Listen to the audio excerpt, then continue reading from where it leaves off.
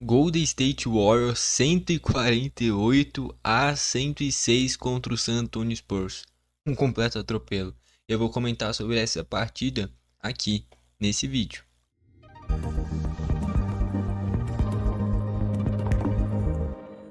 Vamos lá então, olhando primeiro pelo mandante e derrotado San Antonio Spurs.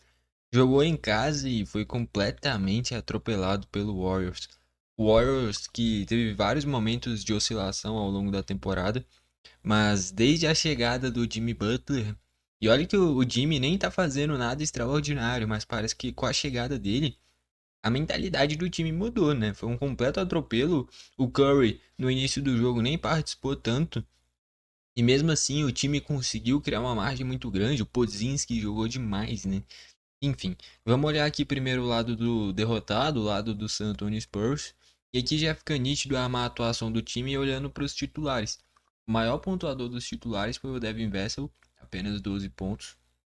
E eu já queria destacar que o Spurs já está há algum certo tempo sem o Wembanyama. Logicamente, você perder um jogador como o Wembanyama faz muita falta. O Wembanyama é um cara que é absurdo, cara que é muito alto, pega muito rebote, dá até assistência, mata bola de três. É um cara realmente fenomenal. Mas esse time do Spurs não é ruim mesmo sem o Wembanyama. O Devin Vassell é bom, o Stephen Caston é bom, o Chris Paul traz uma liderança bacana, o Jeremy Sohan também não é ruim, mata bola tripla, pega rebote. No banco, o Keldon Johnson não é ruim, o Champagne mata bola tripla também.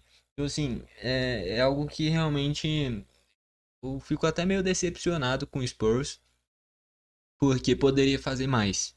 Mesmo sem o Wembanyama, poderia fazer mais. Num geral, né? Nem só nesse jogo. Praticamente quase impossível agora pegar a vaga em playoffs. E teria time para isso mesmo sem o Wembanyama. Tá bom? Então ó, o Devin Vassell 12 pontinhos, 3 rebotes, 3 assistências. E a gente já vê até a minutagem. Todos os titulares, só o Stephen Castle e o Devin Vassell passaram dos 20 pontos, mas também pouca coisa, né? O Stephen Castle fez 9 pontos, mas muito mal nos arremessos, ó, 3 de 11. Teve cada bandeja que ele errou, coisa básica para um jogador de nível NBA, de fato, o Stephen Castle bem abaixo. Chris Paul até deu 4 assistências, que é a característica dele. Harrison Barnes 6 pontinhos. O Sohan, cara, não fez nada. 2 pontos, só 2 rebotes. Ele que seria esse cara para se impor nos rebotes, pegou só 2. E aí, olhando pro banco, até teve alguns caras que contribuíram, né? O Keldon Johnson, que eu falei, foi bem. Fez 19 pontos, 8 de 13 nos arremessos. Fez um bom jogo. Pô, o nome dele é muito difícil. Mamu Kelashvili, 14 pontos e 11 rebotes. Fez um duplo-duplo. Além disso, 4 assistências. Ele que é incrível, cara, porque ele é muito alto. Ele pega muitos rebotes, né? Naturalmente, ele é pivô, né? Pegou 11 rebotes. E tem uma boa bola tripla. Nesse daqui, ele fez só um de 4. Mas teve um jogo recente que ele, acho que em menos de 20 minutos, fez mais de 30 pontos, cara, vindo do banco, matando um monte de bola tripla. De fato, é um cara que o Spurs pode aproveitar bastante. Veio o Branham também com 13 pontinhos e o Champagne com 11, matando 3 bolas triplas, que é a principal característica dele. Ainda pegou 5 rebotes. McLuggin, 9 pontos. Wesley, 5 pontos. Enfim. No geral, a atuação dos titulares bem abaixo, principalmente o Devin Vassell e o Stephen Castle. O Stephen Castle, o principal, 3 de 11 nos arremessos é ridículo. Ainda mais você sem o seu principal jogador, que é o Wembanyama. Esses dois, principalmente, tinham que carregar o Spurs. E o Devin Vassell foi mal e o Stephen Castle foi horrível. Esse atropelo, essa derrota que o Spurs sofreu, passa muito por essa má atuação desses dois. E o Sohan também, né? Ele tinha que fazer a parte dele nos rebotes. Pegou só 2, não contribuiu em nada nesse quesito. E o Spurs foi atropelado, né? Mas o ponto positivo é o banco, né? A gente olhando para Keldon Johnson, Mamukelashvili, Branham e o Champagne, só aí, cara, tem quantos pontos? 24, 34, 38, 67 pontos com esses 4 jogadores. Então o banco foi o que deixou o Spurs mais longe de uma derrota que já foi humilhante. Se não fossem ele, seria algo histórico. Tá bom? Então os titulares de fato bem abaixo. E aí, olhando o lado do Warriors, que nem eu falei, o Podziemski foi um absurdo, pra mim disparado. O craque da partida, 27 pontos em 26 minutos, pegou 6 rebotes, 5 assistências, 7 de 9 nas bolas triplas. O Podziemski estava inspirado. Talvez o melhor jogo dele na temporada. Comandou o Warriors, jogou um absurdo. Moses Moody, aliás, né? Bem de novo, 20 pontos, 7 de 11 nos arremessos. É um cara que tem um aproveitamento muito bom, rouba bolas também. De fato, o Moses Moody agregando demais pro time. Draymond Green com 14 pontos, ainda pegou 5 rebotes. O Curry, 13 pontinhos, 6 assistências. Jimmy Butler, que nem eu falei.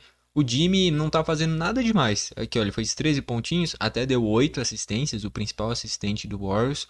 Arremessou só 5 vezes no jogo todo. Então, assim, o Jimmy é um cara que é muito coletivo. Tá potencializando muito esses caras, como o Moses Moody, o Podziemski, inclusive os que vêm do banco. Então, assim, de fato é um Jimmy Butler que agregou muito pro coletivo do Warriors. Não é mais um time 100% dependente do Curry, como era um tempinho atrás.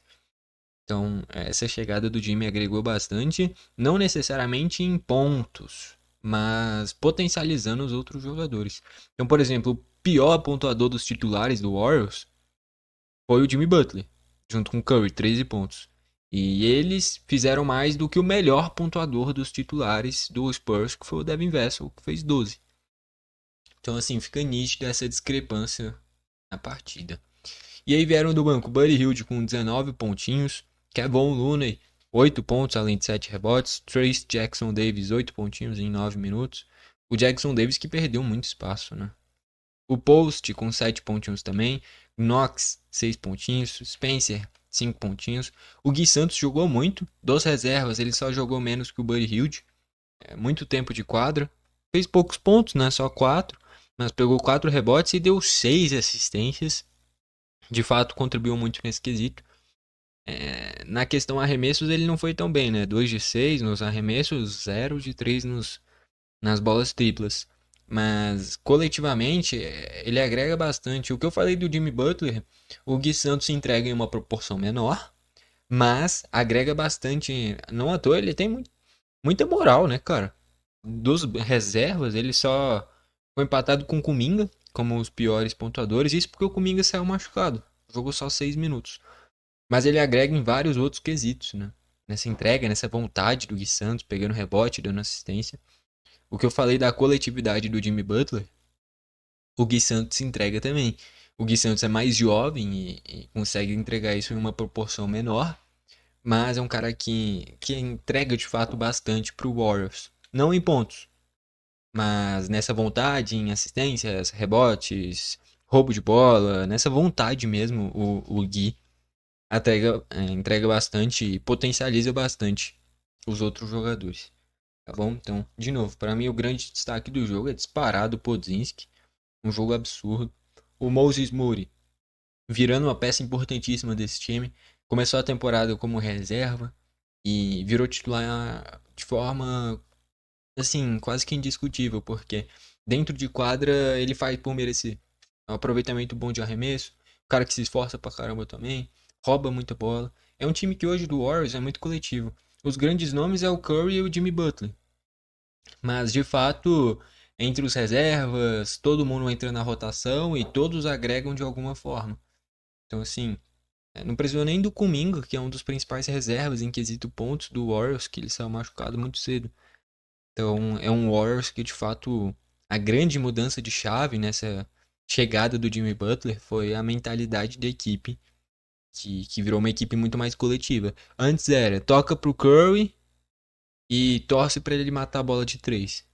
Hoje ainda tem essa bola tripla do Curry, só que tem várias outras coisas, uma movimentação bem trabalhada, o Jimmy que flutua ao longo da quadra inteira para encontrar os espaços e potencializa bastante os companheiros. E de fato o jogo do Podziemski espetacular.